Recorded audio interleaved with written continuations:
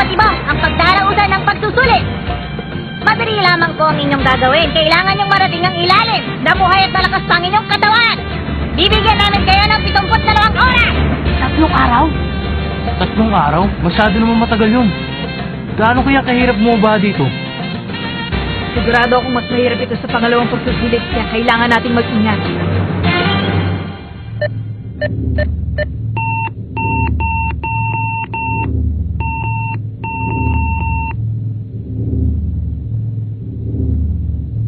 Simulan na ang pagsusulit.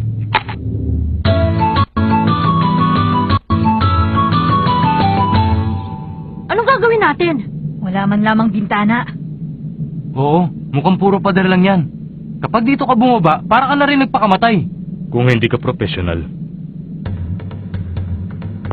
Pero, kung ikaw ay tulad kong rock climber, kahit pa ang toring ito ay kaya mong babain ng walang kahirap-hirap.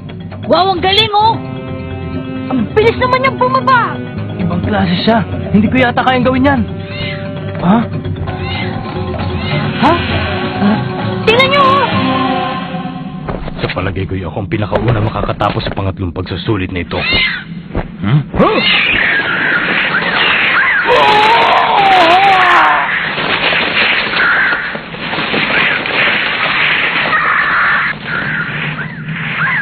Mas maganda siguro kung hindi natin gagayahin ng taong yun.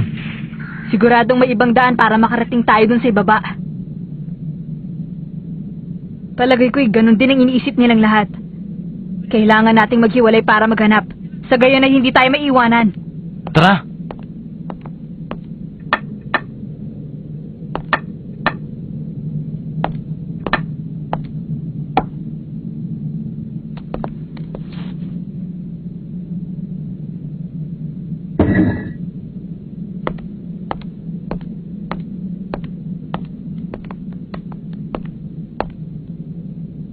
Parang kumonti ang tao.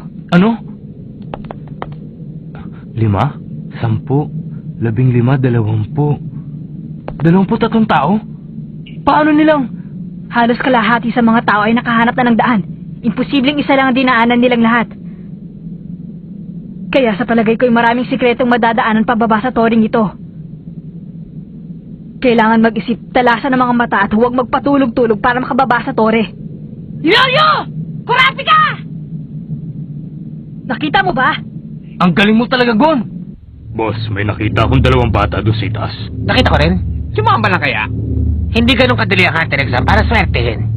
Ayos! Bubuksan ko na! Naku po! Lagot! Automatic siyang sumasara. Kung ganun, ay hindi pwede ang pintong yan. Mas maganda kung humanap na lang ng iba. Pang isang tao lang pala yan. Hindi lang yon, hindi na pwedeng gamitin ng iba. Ipasok din natin sa ating isipan na ang bawat pintuong yan ay siguradong hindi pare-pareho ang labasan.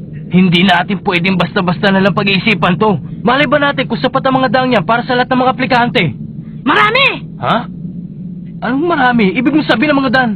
Nakahanap na ako ng 6 na daan. Sobra yan para sa atin. Ayos ng lahat, mga bata. Pumunta ng lahat sa posisyon. Bawat isang oras na masasayang sa mga aplikante ay katumbas ang 1 taong bawas ang bilang ng kanilang sintensya sa kulungan.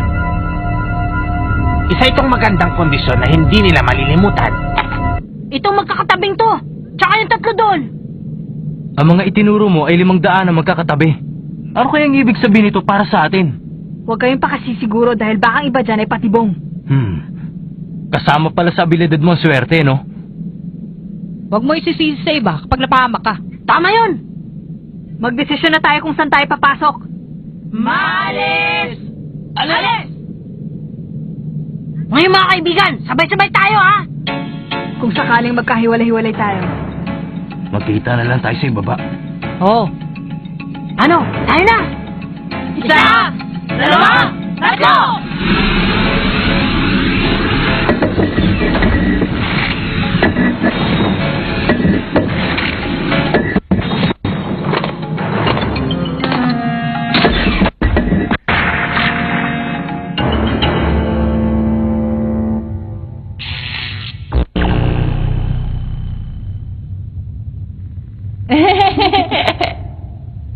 Ang bilis naman ng paghiwalay natin.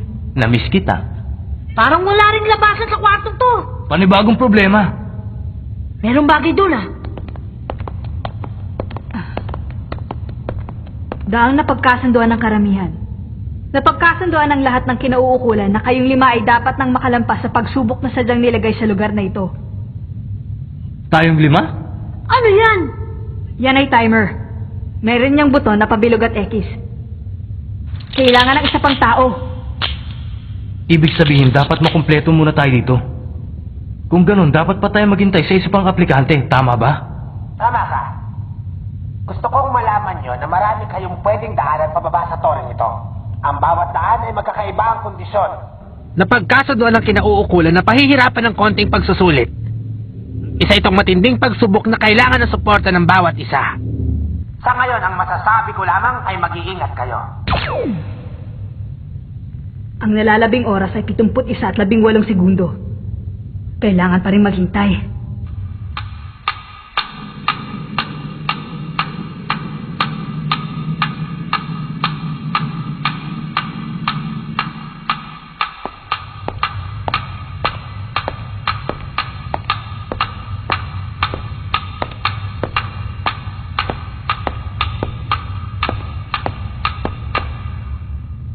Dalawang oras na nakalipas.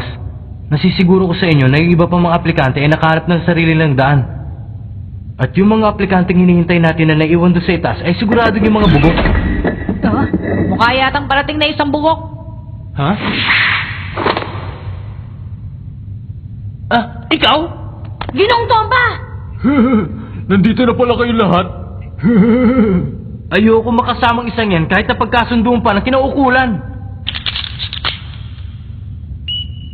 Ayos, bagay na bagay. Paano? Lumakad na tayo. Sa dinami-dami ng mga kasama, ito pa. Kala mo kung sinong pinuno. Ha?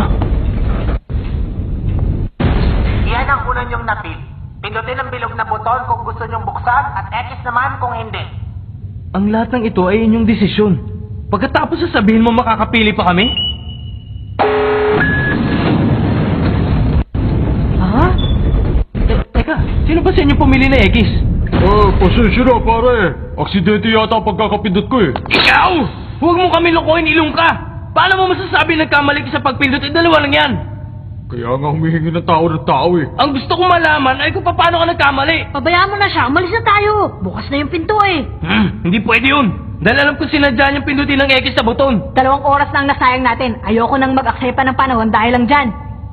Tama yon. Kahit anong pang pagsalungat ang gawin na sa desisyon nating 4, hindi yun magiging problema basta't nagtutulungan tayo. Pero kung sakaling mangulit ang tabatsoy na yan, Sige, lakad na tayo. Kailangan magmadali. Kapag inulit mo pa ang kalokohan mo, sigurado makakatikim ka na sa akin.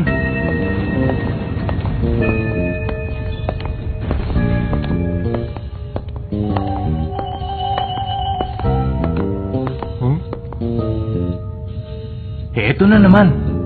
Kung sa kanan bilog, kung sa kaliwa, X. X! Nye? Hindi ba sa ganitong kaso ay laging kaliwang pinipili? Iba na talaga mga kabataan ngayon. Masyado matitigas ang ulo. Gusto nila yung sila na lang palagi nasusunod. Ayon sa mga nag-aral tungkol sa ugali ng tao, kapag nalilito ka at hindi mo talaga alam kung saan ka pupunta, siguradong kaliwa ang landas na pipiliin mo nang hindi mo namamalayan. alam mo kung rapid ka, narinig ko na rin yan. Teka muna. Nalito yata ako doon sa numero lumabas doon ah. Ano ba pinindot nyo? Kanan. Kanan.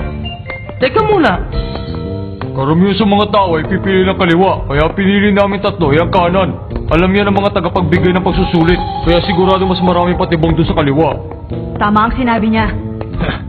Kung sa bagay, simpleng tao lang kami. Tama ba ako, Gon? Huwag mo sabihin magkapantay lamang kami ni Leorio. Ako naman.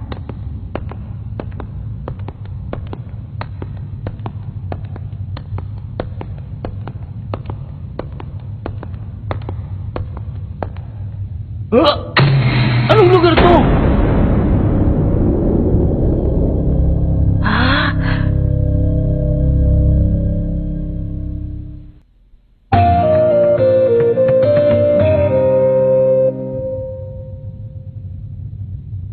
Tignan niyo doon, oh.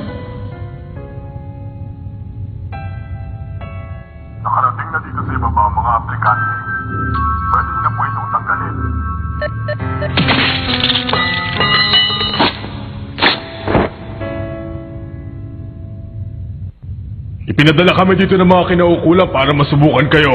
Patunayan nyo kung kayo nararapat. Wala kayong ibang dapat gawin kung hindi makipaglaban sa aming 5. Nakakatakot ang taong yan ah. Ito na nga ba sinasabi ko eh. Dapat sa kaliwa tayo. Kung sa kaliwa tayo dumaan, baka mas matindi pa dyan. Isa laban sa isang patakaran. Bawat pares ay isang laban lamang. Umili kayo kung gusto nyong mauna. Paramihan ng panalo.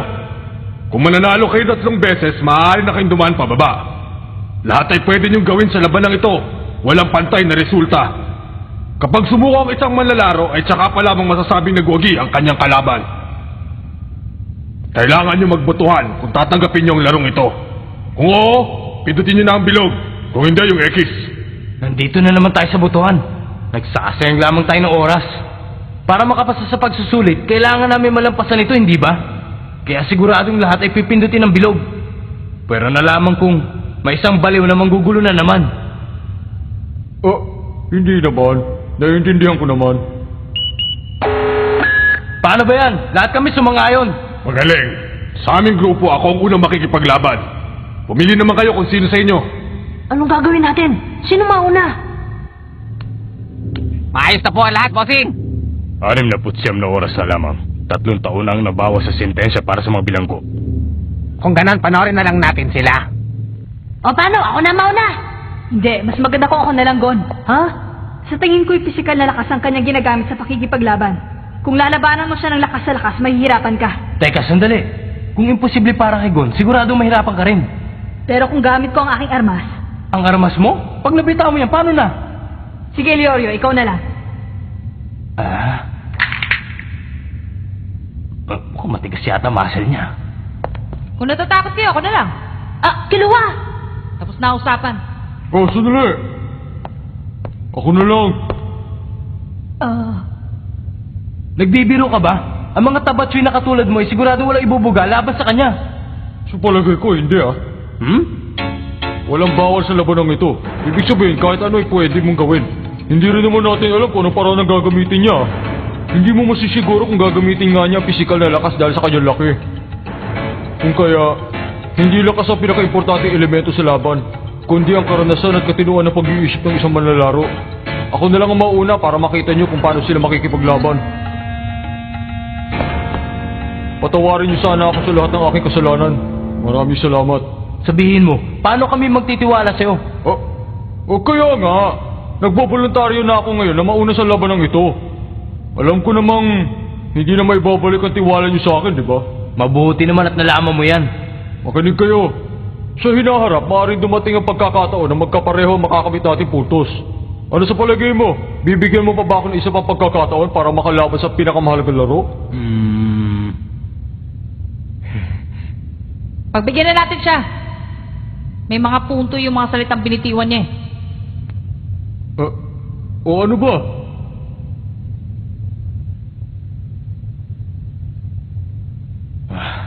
Dahil nagboluntaryo ka mauna sa larong ito, huwag ka magpapatalo ah. Oo, makikita nyo.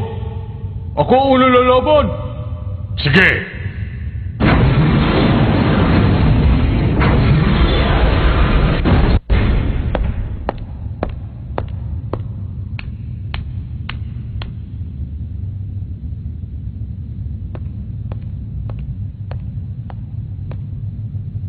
Ngayon, sasabihin ko kung paano ang laro. Ang gusto ko ay ang tinatawag na deathmatch. Grabe naman ang mga tanto. Anong gagawin natin ngayon, Kurapika? Hindi to maganda. Hindi ko naisip ito. Ha? Si Ganong Tomba! Mukha namang ayos lamang siya. Sa palagay ko may naisip siya magandang plano. Manood ka na lang. Hindi tayo titigil sa paglalaban hanggat hindi sumusuko ang isa o hanggang kamatayan. Naintindihan mo? Tingnan niyo, boss. Hindi makapagsalita yung isa, oh. Matutuwa yung kalaban niyang kriminal, hindi ba? Sigurado yun, boss. Sabik na mga yan dahil mahigit na sa 100 taon na sila nakakulong. Tama. Silang mga walang pusong kriminal. Hindi mababawasan ng kanilang sintensya kung hindi nila gagawin niya. Si Bendot ay nakulong sa salang pagpatay at nasintensya na 199 na taon. Siguradong init na siya. Kahit ano ay gagawin niya para lamang mabawasan ang kanyang sintensya. Anong problema? Tinatanggap mo ba ang hamon ko o susuko ka na? Kung tatayo ka lamang dyan ay masasayang lamang ang oras mo. Pati ang mga kasama mo masasayang din ang oras. Pero mas maganda yan dahil mababawasan ang aking sentensya. Sige, tinatanggap ko ang hamon mo. Tomba, Ginoong Tomba. Tinahanga mo ako. Tinanggap mo ang hamon. Ngayon, simulan na! Takbo na, Ginoong Tomba!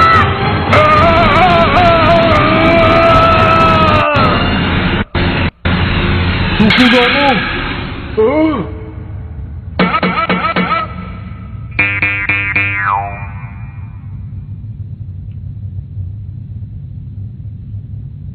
Ano? Sumusuko na daw siya? Totoo ba yun? pare-pareho lang tayo na narinig. Ha? Anong sinabi mo? Suko na ako.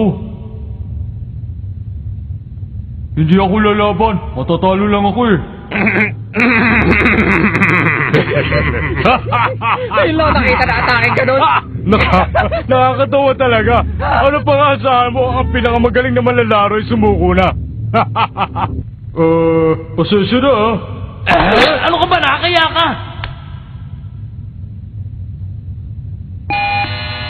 Pinatunayan mo na kung ano ka talaga. Isa kang walang silbing tao na alam lang gawin ay mamerwisyo ng kanyang kapwa. Dalawang panalo na lang para sa amin. Talo ng inyong grupo. Hindi kayo makakaalis sa lugar na to. Magtatagal kayo dito hanggang sa maubos ang inyong oras. Sa 4 na natitirang laban ay kailangan nating may panalo ang 3. Ang laki ng tinulong mo, Tabachoy.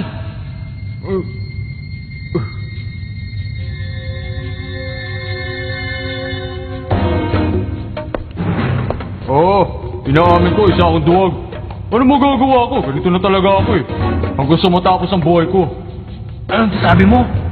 Yun ang naisip kong pinakamagandang paraan para manatiling buhay.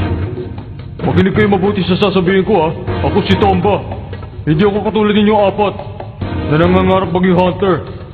Kaya wala akong pakialam kahit bumagsak tayo. Kung gusto kong matig sa hunter exam na ito ay hindi yung makapasa sa mga pagsusulit. Kung hindi maglibang lamang. At sigurado malalayo ako sa lahat ng disgrasya kung didikit ako sa mga taong may kakaibang kakayahan at malakas na pakiramdam sa mga lumalapit na panganib. Kapag naging maingat ka sa iyong buhay, masasaksihan mo lahat ng mangyayari sa paligid mo. Tulad ng pagkasawi ng mga taong walang karapatang mabuhay. Ang madugong katapusan ng mga taong may mataas na pangarap at kanilang kabiguan. Ibang klaseng kaligayahan na nararamdaman kapag may nakikita ko ibang taong nasasawi. Kaya gumagawa ko ng paraan para makaprood ng mga bagoong nahihirapan. Mas masaya ako sa aking ginagawa kaysa maging isang hunter na inyong pinapangarap. Subukan niyo lahat ng ginagawa ko at sigurado kalilimutan niyo maging isang hunter.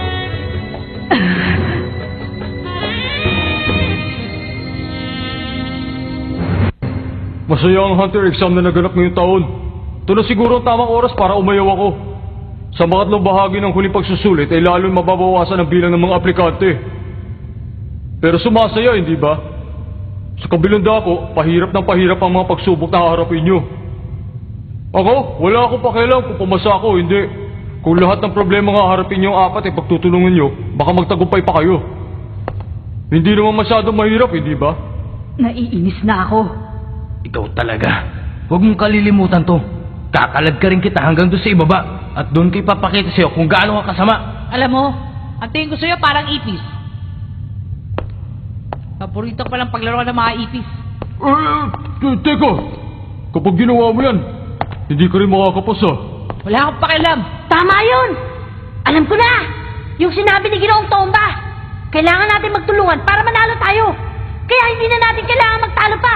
Hindi ba, Kurapika? Tama ba ako? Oo, tama ka, kaya lang. Ayos ah. Pareho pala tayong iniisip. Magpasalamat ka kay Gon, Tabachoy.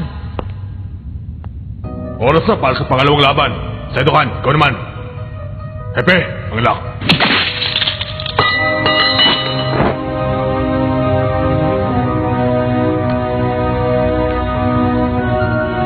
Lumalakad ng pangalawa nila malalaro. Anong gagawin natin? Kumusta? Ako naman ngayon! Sigurado ka ba dyan, Gon? Siyempre, ako bahala sa kanya! Sigurado ako mananalo sa laban huwag kayo mag-alala! Ang pangalawang laban. Simulan na natin.